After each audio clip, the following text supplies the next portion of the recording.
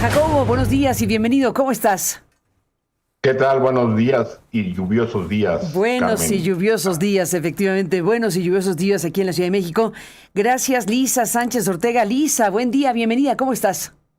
Carmen, muy buenos días a ti y al auditorio. Jacobo, ¿cómo están? A los dos, muchas gracias. Bueno, Lisa, empezamos contigo, si te parece.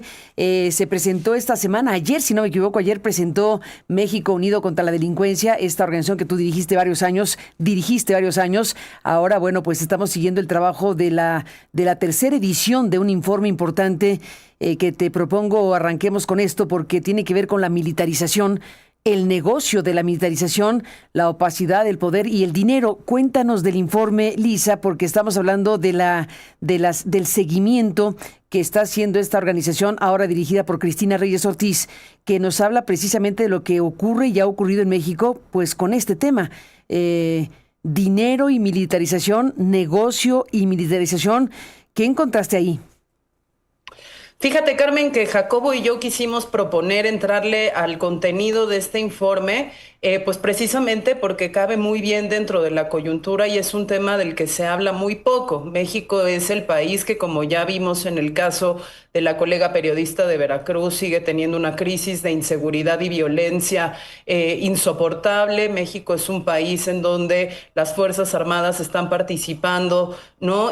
No solo ya de la seguridad federal al 100%, sino también de un montón de otras actividades otrora civiles, incluido el manejo, por ejemplo, de recintos aeroportuarios como el aeropuerto de la Ciudad de México, que sigue sin quedar listo a 6 días del arranque del Mundial de Fútbol en nuestro país. Y bueno, me pareció particularmente importante que si este reporte se presentó públicamente el día de ayer, pues pudiéramos entrar a algunos de sus hallazgos para ver qué es lo que están haciendo nuestras Fuerzas Armadas, cómo están gastando, en dónde está o a dónde se está yendo el dinero que estamos invirtiendo en esas Fuerzas Armadas y poder hacer pues un ejercicio mínimo de Contraloría Ciudadana de lo que está pasando allí dentro, porque se sabe poco y además hay que empezar diciendo cada vez se sabe menos. Ahora que no tenemos Instituto Nacional de Acceso a la Información Pública y Protección de Datos Personales, que antes pues sí nos permitía de alguna manera hacer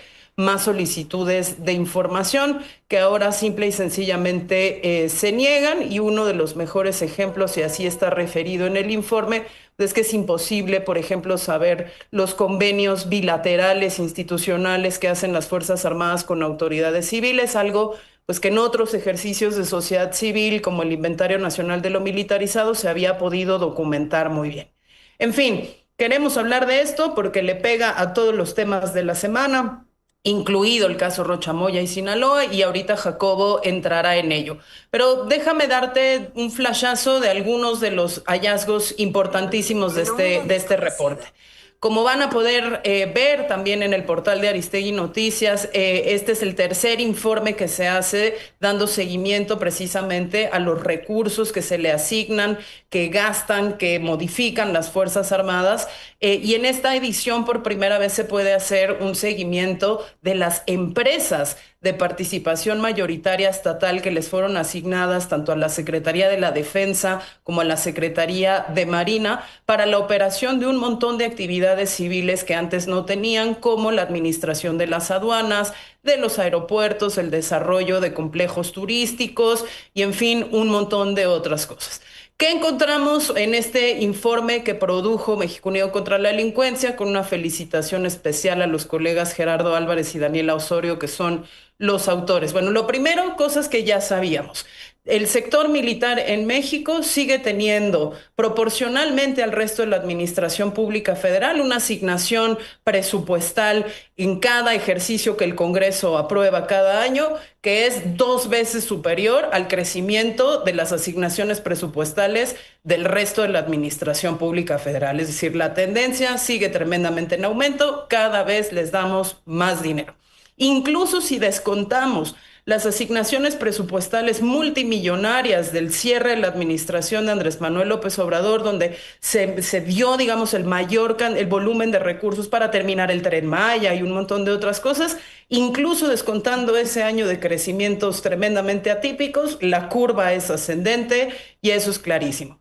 ¿Qué otra cosa vemos? Pues otra cosa que ya sabíamos y que en las otras dos ediciones ya estaba documentado, que cada vez importa menos lo que el Congreso apruebe, porque en realidad no se define, digamos, el gasto de las Fuerzas Armadas en el etiquetado del presupuesto de egresos de la Federación, sino en los presupuestos modificados que ellos mismos reasignan y en donde terminan gastando más de lo que se les asignó y gastando diferente a como se les asignó, algo que debería ser muy preocupante para los ciudadanos porque quiere decir pues que no, el presupuesto de egresos de la Federación, digamos, ya no nos sirve para ver realmente cuáles son las prioridades operativas, las condiciones de gasto de los militares, porque ellos reasignan y cambian durante el ejercicio fiscal para qué lo usan, cómo lo usan y sobre todo cuánto más dinero gastan del que se les asignó. Tercera cosa que también ya sabíamos, pero es importantísimo seguir diciendo acá, al resto de la Administración Pública Federal se les extinguieron los fideicomisos, a las Fuerzas Armadas no, siguen manteniendo fideicomisos millonarios sin reglas de operación, algo que también pues nos dificulta mucho saber en qué gastan, cómo lo gastan y si ahí hay, ¿no? Digamos, un buen ejercicio de los recursos. Pero lo más interesante que hay en este informe ahora, pues es que nos está demostrando que con el seguimiento de los recursos que reciben y ejercen las empresas de participación mayoritaria estatal de los militares, que suman 25 empresas, antes eran más, pero ya nos juntamos varias empresas en conglomerados más grandes y ahora lo vamos a ver como es el caso del famoso Grupo Mundo Maya, ¿no? Que lo mismo administra hoteles que museos, parques recreativos, aeropuertos, etcétera. Pues a partir de estas 25 empresas, Carmen, lo que estamos viendo es que pues ninguna de estas actividades de infraestructura, de administración de comunicaciones, de aduanas, de servicios turísticos y otras funciones civiles que les transferimos a los militares, pues no están siendo ni productivas ni autosuficientes, porque en la gran mayoría de las empresas analizadas, salvo la empresa que administra el AIFA y un par de aduanas grandes como Veracruz o Lázaro Cárdenas, el resto parece que no irá jamás a la autosuficiencia, lo cual quiere decir pues que ahí estamos subvencionando con fondos públicos actividades que van a pérdidas. Y esto es tremendamente importante, Carmen, porque, por ejemplo, en 2024, el dinero que se le asignó a la empresa del Tren Maya fue superior a todo el presupuesto de la Secretaría de Salud. Y lo que vemos cuando se analiza también si eso fue una inversión productiva, porque el tren se usó muchísimo, porque logró asegurar ingresos para la autosuficiencia de la empresa, la respuesta es que no. Entonces, gastamos más en un tren que en la Secretaría de Salud y luego ese tren se fue a pérdidas porque en realidad pues no es un medio de transporte utilizado, no es una empresa, digamos, que haya podido hasta el momento garantizar su autosuficiencia y como eso, pues hay un montón de ejemplos en donde, por ejemplo, la cuenta pública del 25 que analizó el ejercicio fiscal del 25 nos demostraba que la empresa que tiene la Secretaría de Marina para el Aeropuerto Internacional de la Ciudad de México habría incurrido en muchos subejercicios, algo que pues hoy podríamos inferir que quizás también se esté repitiendo para el caso ya de lo que va del 2026, pero pues que por lo menos te habla de una mala planeación y ejecución de las obras de remodelación que tenían que hacerse de ese aeropuerto y que nos tienen hoy a 6 días de la inauguración del Mundial, pues todavía con bastantes pendientes en ese frente. Y un último apunte, Carmen, que a mí me parece particularmente importante. Tú sabes que yo le he dado mucho seguimiento a este tema de la militarización porque precisamente entraña un montón de problemas. Pues es que vemos que la empresa, por ejemplo, que está encargada de varios aeropuertos, etcétera, que es el famoso conglomerado Grupo Maya, pues está ya incursionando en actividades, por ejemplo, de provisión de turbocina para un montón de los aeropuertos que administra, pero no solo, ya registró también varias decenas de marcas para utilizar pues esta famosa referencia al mundo maya en algo que termina culturalmente normalizando, digamos, la presencia de sus militares en actividades que no son y no tienen nada que ver con la defensa nacional ni con la seguridad pública, pero que detrás ya de una marca que anonimiza total y absolutamente que se trata de una empresa militar, pues ya también se está normalizando de alguna manera su presencia como si fuera cualquier marca comercial, como si estuviéramos hablando de cualquier empresa, cuando en realidad pues de lo que estamos hablando es de unas fuerzas armadas que están ejerciendo funciones que hasta el 2024 eran abiertamente inconstitucionales y que con la reforma de la Guardia Nacional dejaron de serlo, de manera pues que ahora esa vocación de emprendedurismo militar se está viendo ya permanente, ¿no? Ya tienen sus marcas registradas ante el Instituto Mexicano de la Propiedad Industrial y no se ve necesariamente que esa participación permanente pues le sea sana a las finanzas públicas. Ni más ni menos. Jacobo Dayan, ¿cómo lo ves?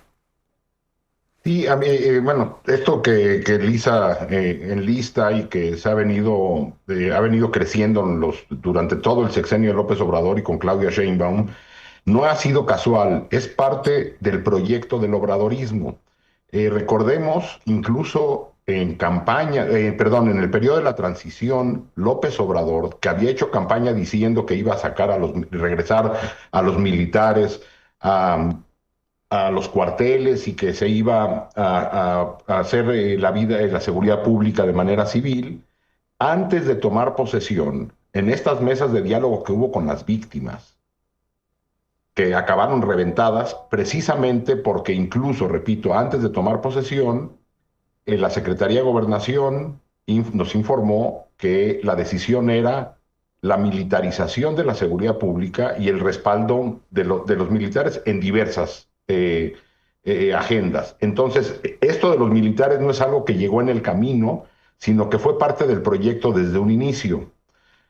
Y no nada más era esto de los militares, sino lo fuimos viendo con el avanzar del tiempo, que a los militares se les entregaron funciones que tenían ya que ver con otras cosas. Se nos dijo que para acabar con la impunidad se iban a entregar puertos, aeropuertos, aduanas, a Marina y la Sedena, casualmente por donde después, poquito tiempo después, pasó todo el huachicol fiscal, que también es parte del proyecto del obradorismo. Llegaron por medios democráticos con un proyecto populista autoritario para desmontar la democracia. No creo que sea una decisión que se tomó en el camino. Desde principios del sexenio de López Obrador se hablaba de que el proyecto obradorista era la creación de una nueva oligarquía en nuestro país, a partir de la destrucción institucional, la opacidad absoluta, la gran corrupción, los vínculos con el crimen organizado que no iniciaron en el 21. Hay investigaciones del financiamiento a campañas de López Obrador, incluso desde el 18 y antes, por parte del crimen organizado. Y esta nueva oligarquía estaba centrada en los militares, la familia del obradorismo que está envuelta en escándalos de corrupción que palidecen, los casos de corrupción del pasado palidecen ante esto. Digo, en esta semana, Carmen, hiciste una maravillosa entrevista al exrector de la UNAM, Barnés de Castro, que sigue actualizando las cifras del desfalco del huachicol, y no nada más del huachicol, sino incluso la extracción directa de ductos de petróleo y gasolinas, que ya rebasa los 700,000 millones de pesos. Es decir, los niveles de corrupción y de vínculos criminales que venían en la historia de nuestro país de tiempo atrás, es decir, no empezó la corrupción con Morena, no empezó la militarización con Morena, no empezó el vínculo con el crimen organizado con Morena, pero durante los gobiernos de Morena, los dos, porque lo decía Barnés, la extracción, el robo de combustible continúa en cifras alarmantes en el gobierno de Claudia Sheinbaum. Para ello era necesario tener de manera como aliados a la Marina y al Ejército. Y para ello había que crear esta nueva oligarquía, repito, entre los militares, la familia del obradorismo y el crimen organizado. Todo esto requería la destrucción de los órganos autónomos. Ya decía Lisa, esto no se puede hacer sin la destrucción del INAI, con la militarización de buena parte de la economía nacional, de la destrucción del Poder Judicial, de la destrucción del marco legal, de las instituciones electorales, para convertir al Estado mexicano, y ahora que compara Lisa estas cifras de lo que recibe el sector salud con lo que recibe el ejército, el Estado mexicano, es decir, el Estado en su totalidad, ha sido desmantelado, no hay contrapesos al Poder Ejecutivo, el Poder Legislativo no ejerce como tal, el Poder Judicial va a los mítines de Morena, lo vimos en el Monumento a la Revolución, el Ejército y la Marina, es decir, los secretarios presentes como parte de un movimiento político y no como parte del Estado, la Suprema Corte también ahí sentada. Entonces, lo que tenemos es la destrucción del Estado, pero también la destrucción del gobierno. El gobierno mexicano hoy son programas del bienestar, militares controlando absolutamente todo y se gobierna con la mañanera. ¿Dónde están las capacidades del Estado en materia de salud, de educación, de medio ambiente, de vivienda? Están absolutamente destruidas. Y eso nos lleva al tema del huachicol, que no es, del huachicol y del crimen organizado. No es posible ver de manera aislada el fortalecimiento de los militares sin ver la otra parte de la ecuación. El huachicol, que tiene absolutamente claros vínculos con el crimen organizado, con el financiamiento de campañas políticas, y ahora a esto sumamos ya una campaña abierta de los Estados Unidos haciendo público las persecuciones que ya eran del conocimiento nacional a partir de investigaciones periodísticas, ha llevado a que Morena solamente le quede una sola alternativa, que es envolverse, más bien esconderse atrás de la bandera. Cuando vimos la carta de López Obrador, el discurso de Claudia Sheinbaum, y no hay nada nuevo. Cada vez que hay alguna acusación, ya sea del periodismo, de voces críticas, siempre había que, en lugar de entrar al fondo del tema, había que descalificar al emisor. Y cuando se trataba de gente o de organizaciones, instituciones que ponían en duda la autoridad moral de Morena, siempre se escondían detrás de la bandera. Eso lo vemos, por ejemplo, cuando se acusó al EZLN o a Samir Flores de ultraconservadores de izquierda, cuando las víctimas de la violencia se quisieron reunir con López Obrador en el 2020, al año de gobierno, y dijo que no se reuniría con ellas porque se trataba de proteger la investidura presidencial, y ahora sacan este discurso de la soberanía. Por cierto, muy clara se ve la soberanía en el caso de este video de Veracruz, es una estampa de la soberanía mexicana, o las imágenes de los zapatos en Teuchitlán, son estampas claras de lo que entiende por soberanía el gobierno de Morena. Y a partir de ahí, lo que intentan es desviar la atención sobre el control militar, sobre los vínculos criminales, desviando la atención hacia una discusión sobre si se trata de un tema de soberanía o no, cuando la soberanía estaba ya violada desde hace años, porque el Estado es incapaz de controlar el territorio y garantizar seguridad.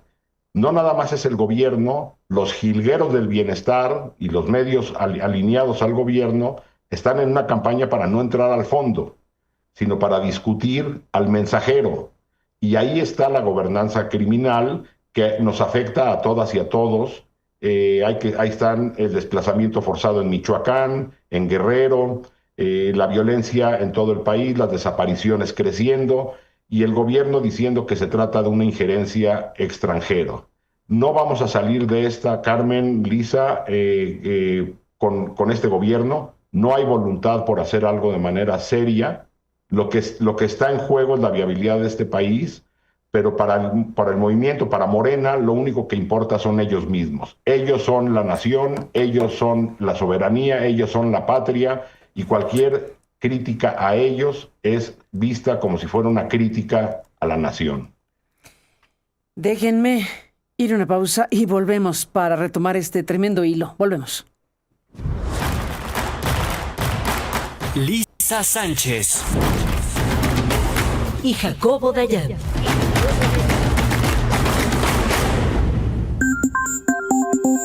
Buzón de voz. Envíanos un mensaje de voz por WhatsApp al 55 48 82 88 22, 55 48 82 88 22. Incluye tu nombre y lugar donde vives. Tu opinión nos importa.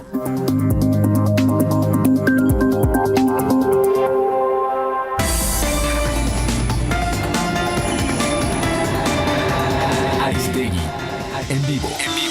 Continuamos.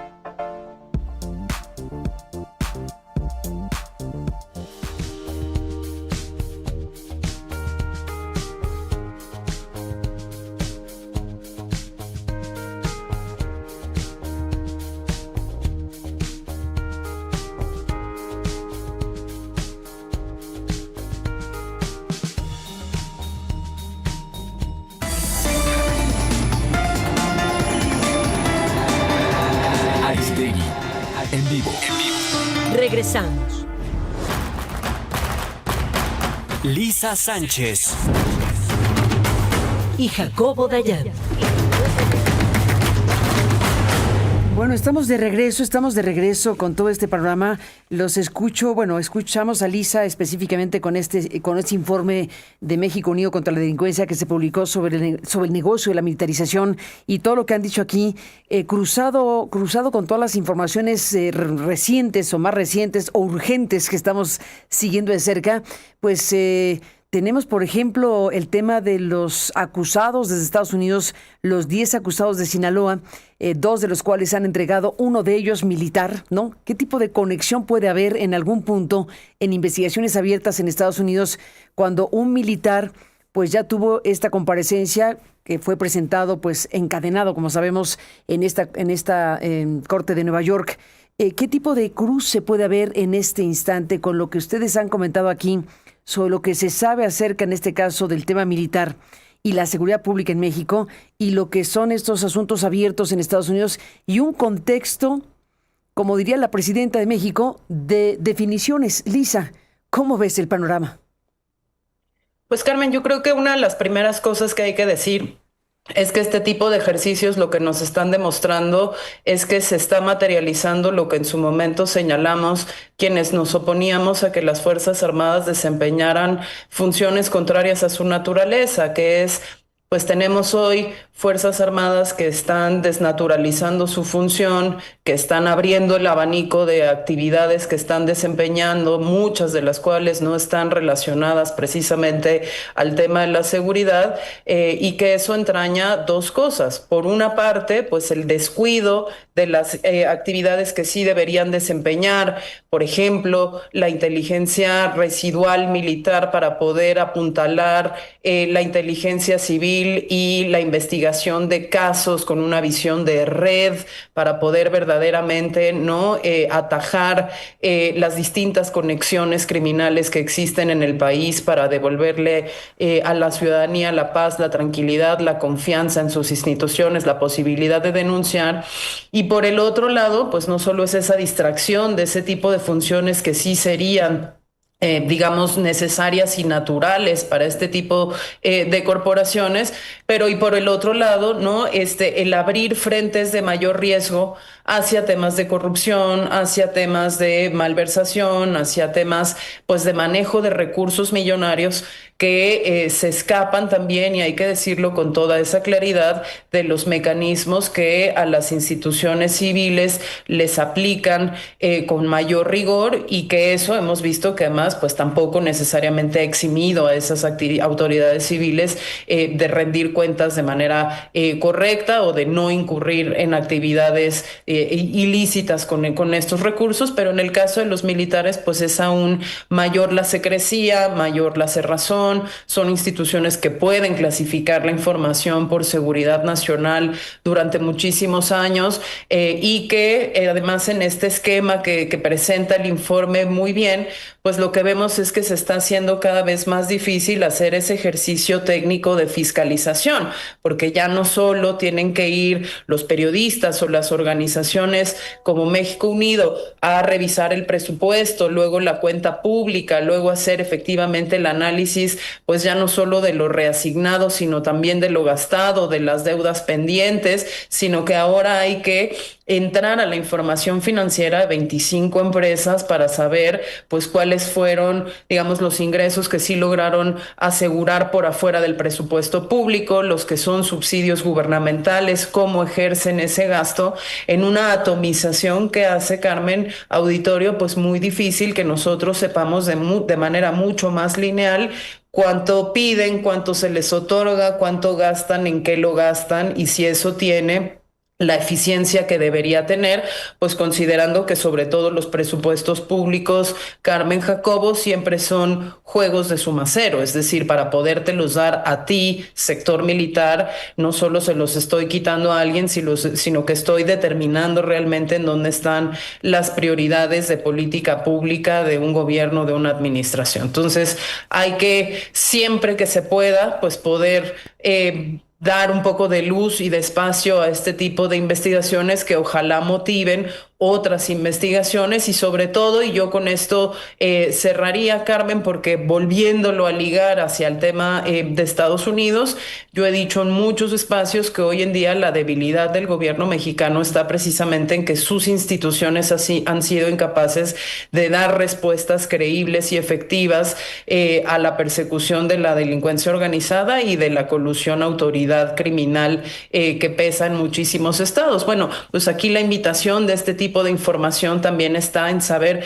qué está haciendo el Congreso de la Unión en tema de fiscalización de este tipo de gastos y actividades, qué reflexión como país tenemos entre partidos en gobierno y partidos en la oposición de cuál debe ser el rol real de las Fuerzas Armadas, del sector defensa, y cuál debe ser el fortalecimiento de las autoridades civiles en la persecución de delitos, en la investigación, en la sanción, en la reinserción social, en la prevención, muchos de los aspectos de una política de seguridad que quedan descubiertos, pues precisamente para poder llevar esos recursos hacia otras actividades que no tendrían que estarse desempeñando ahí. ¿Dónde está la Auditoría Superior de la Federación en este tipo de casos? ¿Cuáles son realmente las discusiones que tendríamos que estar dando sobre transparencia y rendición de cuentas en el sector militar cuando desempeña funciones civiles? En fin, muchas cosas que son pues frentes abiertos del Estado mexicano frente a los ejercicios de intervencionismo estadounidense, que efectivamente no pueden no tener el interés mexicano como su principal interés, pero que definitivamente encuentran en esa debilidad institucional pues el mejor incentivo para seguirlos ejerciendo, y una ciudadanía que sabe pues que esas sospechas son por lo menos plausibles, ¿no? Ahí está el tema. Jacobo Dayan, ¿cómo cierras el programa? ¿Cómo cierras la mesa, mejor dicho? Sí, Carmen, a ver, es imposible entender la construcción de un régimen populista autoritario como el que tenemos, de origen, es decir, este era el proyecto inicial, donde coexisten o conviven las Fuerzas Armadas, el crimen organizado y la cúpula política de nuestro país, sin entender las decisiones que se tomaron. Y en el centro me parece que lo que ejemplifica de manera perfecta esto es el caso del Huachicol, porque el Huachicol participan empresas vinculadas a la cúpula morenista, las Fuerzas Armadas a las que se les dio todo el poder y todo el dinero, y el crimen organizado. El crimen organizado como parte de la cadena económica, no nada más sabiendo que también traían armas. Bueno, Carmen, el gabinete de seguridad de López Obrador, pues hay que enlistarlo. Es en que se iba a encargar, en teoría, de la seguridad del país. Participaban el secretario de la Marina, Ojeda, sabemos su participación en el caso del Huachicol, el secretario de la Defensa, Luis Crescencio Sandoval, también vinculado a temas de Huachicol y ya denunciado en reportajes periodísticos, incluso antes del sexenio de López Obrador. Ahí está reportajes de Proceso vinculándolo a actividades cercanas a los Zetas en Coahuila. Audomaro Martínez también en la lista de estos investigados. Y Alfonso Durazo. En manos de ellos estaba la seguridad de nuestro país. Bueno, si el pacto criminal no es en Sinaloa, sino el pacto criminal es nacional, otra vez la lista de gobernadores seguirá creciendo y en territorio todo mundo lo conoce, era necesario que el interlocutor fuera las Fuerzas Armadas y no las agencias de seguridad civil locales. Es decir, este proyecto viene de tiempo atrás y a mí me parece que esto se va a poder empezar a ver con mucho mayor claridad cuando las investigaciones apunten a la trama del Huachicol, las investigaciones norteamericanas, las periodísticas ahí están. Hoy tenemos a la vista la trama Sinaloa, que por más que el gobierno trate de decirnos que esto se trata de la soberanía nacional, en Sinaloa la soberanía estaba perdida años atrás. Pero en Sinaloa se ve la trama Sinaloa. En la trama del Huachicol, ahí veremos, si se hace una investigación profunda, la participación de grupos criminales, grupos empresariales, las Fuerzas Armadas, la protección al más alto nivel, a nivel nacional, incluyendo el presidente de la República, y cómo ese dinero fue a dar a campañas políticas en todo el país. Es decir, esa trama nos enseña de manera muy clara las intenciones de este régimen. Y evidentemente lo único que podrán hacer es ir radicalizándose, porque están tan comprometidos las más altas esferas del obradorismo que no van a poder aceptar un proceso de justicia serio, con maxiprocesos, que no habría condiciones para hacer de entrada en nuestro país. Entonces, esto, desgraciadamente para ellos, coincidió con un Estados Unidos en plan imperialista, que vemos que está entrando a todos los países del continente, y bueno, y en algunos otros incluso a nivel global, y hay algunos países que responden de manera seria. Canadá, ahí está el discurso de Mark Carney, que respondió de manera seria ante el embate norteamericano. Destacaría también, por ejemplo, a Zelensky. Ucrania ha respondido de manera muy valiente ante la postura norteamericana de respaldo a Rusia en condiciones completamente adversas. Y aquí lo que decidimos es envolvernos en la bandera y proteger criminales. Esto no augura nada bueno, y en el tiempo los que iremos pagando esto es la gente en territorio, que seguirá bajo una gobernanza criminal y con un gobierno absolutamente inepto, criminal y corrupto. Pues nos quedamos con esto. Gracias a los dos por estar aquí esta mañana. Gracias por dejar todos estos temas y el análisis de los mismos. Gracias, Lisa. Un abrazo y buen día. Muchas gracias, Carmen. Buen día, Jacobo. Igualmente, Jacobo Dayan, gracias por estar aquí esta mañana. Buenos días. Buenos días, Carmen, Lisa. Buenos días, gracias por la presencia de los dos. Pues así está el panorama que nos permiten escuchar y analizar los dos esta mañana. Es tremendo lo que está pasando y vamos a ver qué tipo de circunstancia continúa para México. Pero bueno, pues por lo pronto este es el anuncio. Más que el anuncio, este es el análisis de la información que hay, y está el informe que ya puede usted revisar en, por supuesto, México Unido contra la Delincuencia, y gracias que nos han compartido para subirlo en www.aristeguinoticias.com. Ya lo puede usted revisar en nuestro portal, este trabajo de investigación que se titula El negocio de la militarización, opacidad, poder y dinero de este movimiento México Unido contra la Delincuencia. Y este informe que revela la profunda y opaca expansión económica e inmobiliaria de la Defensa y de la Marina.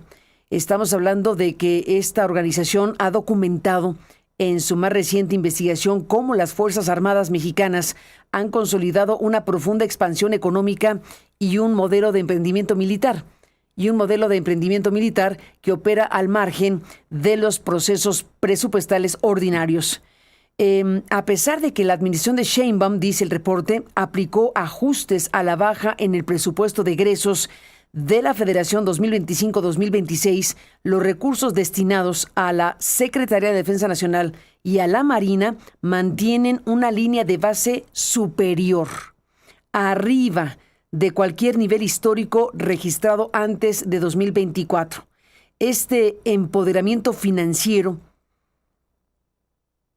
combinado supera ampliamente las asignaciones conjuntas de dependencia o de dependencias civiles como la Secretaría de Seguridad y Protección Ciudadana de Harfuch, la Secretaría de Gobernación o la Secretaría de Relaciones Exteriores. Cualquiera de estas civiles pues está abajo de el Ejército y de la Marina en materia presupuestal. Este informe muy importante que nos han presentado Lisa y Jacobo revela que una parte sustancial del poder económico se gestiona a través de mecanismos opacos como los fideicomisos públicos sin estructura orgánica, los cuales acumulan un monto agregado de 87,606 millones de pesos bajo el control militar, destacando el fideicomiso FPA-PEM de la Sedena como el tercero de mayor cuantía en toda la Administración Pública Federal. Un fideicomiso, mire usted, tanto que satanizó AMLO a los fideicomisos, aquí tenemos varios. Este en particular, que es el tercero de mayor cuantía en toda la Administración Pública Federal, es el del Ejército Mexicano, que es este fideicomiso FPA-PEM. El conglomerado empresarial controlado por los militares abarca ya, lo contó Lisa, pero déjeme repetir estos datos que son brutales, son impresionantes. El conglomerado empresarial controlado por los militares abarca ya la operación de 12 aeropuertos, el 15% de la infraestructura nacional, aerolíneas comerciales, hoteles, museos, el Tren Maya e incluso la administración total de las aduanas y el sistema portuario del país. Estas entidades registran un desempeño financiero frágil y una dependencia estructural de transferencias federales, operando bajo una flexibilidad presupuestaria que elude el control del Congreso y debilita la rendición de cuentas. El informe de México Unido contra la Delincuencia dice que además de la acumulación de recursos monetarios, la investigación sobre una masiva e inédita vía de enriquecimiento institucional invisible en los estados financieros, la expropiación de tierras. Mire usted dónde ponen el ojo los expertos de México Unido contra la Delincuencia. Además de la acumulación de recursos monetarios, la investigación que estamos aquí presentando, compartiendo con ustedes y comentando, la investigación alerta sobre una masiva e inédita vía de enriquecimiento institucional invisible en los estados financieros. 2 puntos, la expropiación de tierras. Entre 2023 y 2026, dice el informe, el Estado mexicano ha emitido un estimado mínimo de 294 decretos expropiatorios y declaratorias de utilidad pública relacionados con el Tren Maya, transfiriendo la titularidad de miles de hectáreas de propiedad privada y ejidal directamente al patrimonio inmobiliario de la empresa militar. Ahí está el informe completo que puede usted leer en www.aristeguinoticias.com y por supuesto en el portal de México Unido contra la Delincuencia, este informe que se llama El negocio de la militarización, opacidad, poder y dinero.